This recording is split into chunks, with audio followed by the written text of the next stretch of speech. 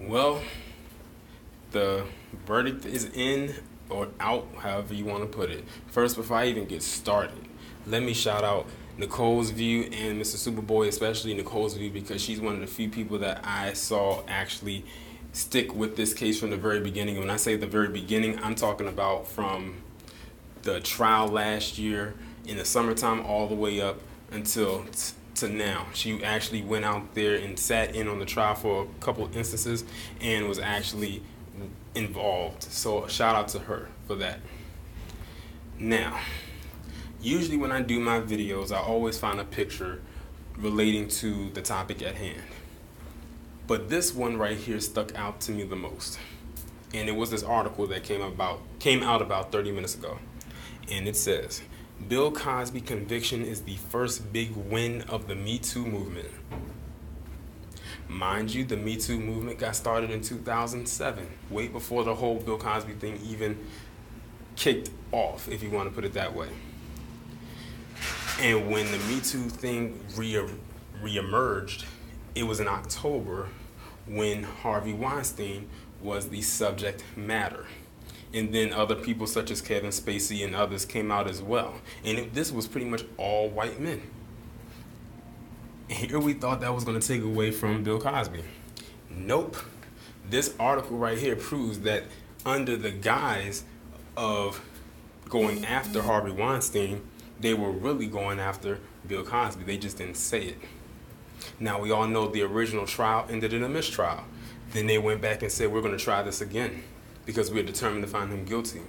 That district attorney, I forget his name, he was determined to find Bill Cosby guilty. He was running under the politics of saying, I'm going to find Bill Cosby guilty and we are going to get him. Those were pretty much his words. Him, Gloria Allred, and all the rest of them. Now, the trial happened.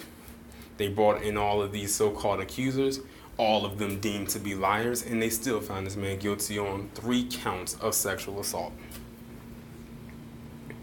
I've never said this in any of my commentaries before, but I'm going to say it right now. As a black man, as of today, I'm almost pretty much scared for my life. Because if they can do this to someone like Bill Cosby, they can damn sure do it to someone like me. Many people say, well, you're not that important. That's not the point. At the end of the day, I'm still a black man. And they can still get me if they want to. Look at all the videos and commentaries that I've done about black men being railroaded. They were nobodies as well. They weren't on the level of a Bill Cosby. It's some black men behind bars right now, behind mere allegations. And then years from now, they get released with a little bit of a check and that's their way of apologizing. Time is wasted. Time is gone. Money can't bring back the time lost. Now, Bill Cosby, he's, of course, up in age. They say he can be sentenced to 30 years in prison. And I read somewhere where someone said if he does serve all 30 years, he will not be out of jail until he's 110 years old.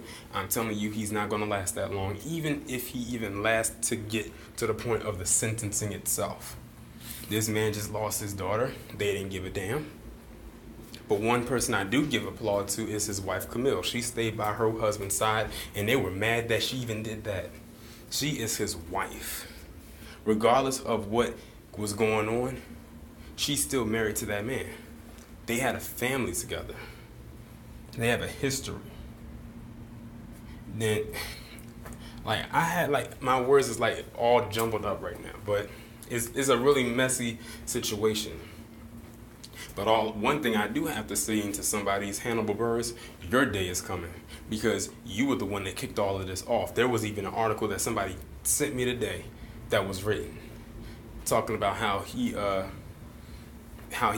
not today, but probably last year, I can't remember the actual date, that was written saying that he was the reason that all of this kicked off. And it was. His stand-up. There's a video on YouTube where he's talking about it right now. You should see the comments. People saying, thank you, Hannibal Buress. You are a lifesaver. You pretty much help bring to light and help save all these women, yada, yada, yada. And now he's popping up in all of this shit. I'm telling you, his day is coming because he's been used and he will be continuing to be used until they can't use him anymore. He probably doesn't realize that because he may tell jokes that are very unfunny, but he is the joke. He is the court jester.